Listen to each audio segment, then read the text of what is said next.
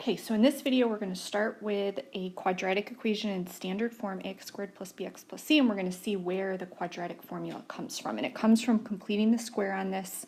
It's a little bit of a tedious process, and it's definitely going to be to your benefit to just have the quadratic formula memorized, but it's good to kind of know where it comes from. So our first step here, that c value is a constant, so I'm going to subtract that to the other side. So that'll give us ax squared plus bx equals negative c.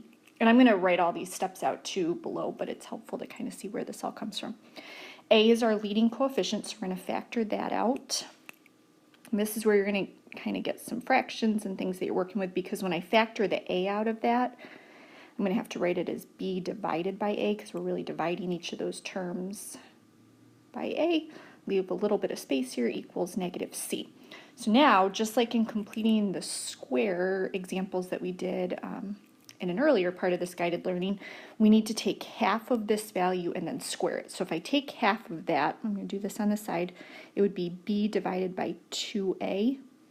Then we're going to need to square that, so that'll give us b squared over 4a squared. So we're going to add, I have to write kind of tiny here, but we're going to add that in the parentheses. Now we need to balance this out by adding it to the other side as well. So we added the b squared over 4a squared, but then we have to multiply that by a. So it really just becomes b squared over 4a. Okay, so now we will factor this, and this factors into x plus b over 2a, and that's always because this value here is what half of that b over a was. And then I'm going to work to get a common denominator in, let me change colors.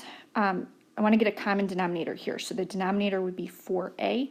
So I'm just going to show that that would really become negative 4ac over 4a plus b squared over 4a, which that is b squared minus 4ac, and that should start looking familiar from what we know the quadratic formula is, all over 4a.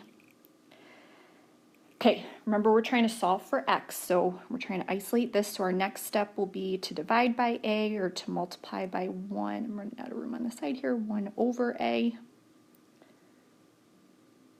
So that gives me x plus b over 2a squared equals b squared minus 4ac all over 4a squared.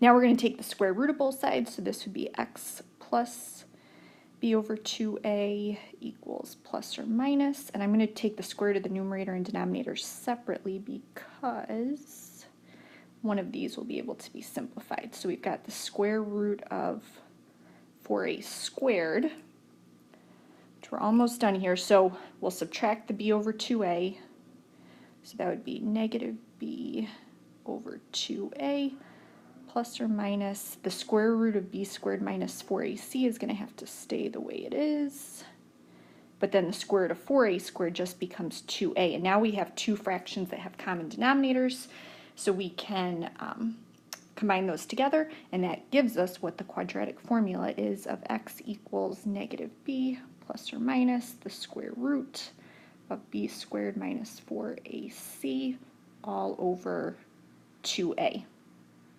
So again, make sure you just have that memorized, but that is where it comes from, and it really just comes from starting with what we know a quadratic equation is.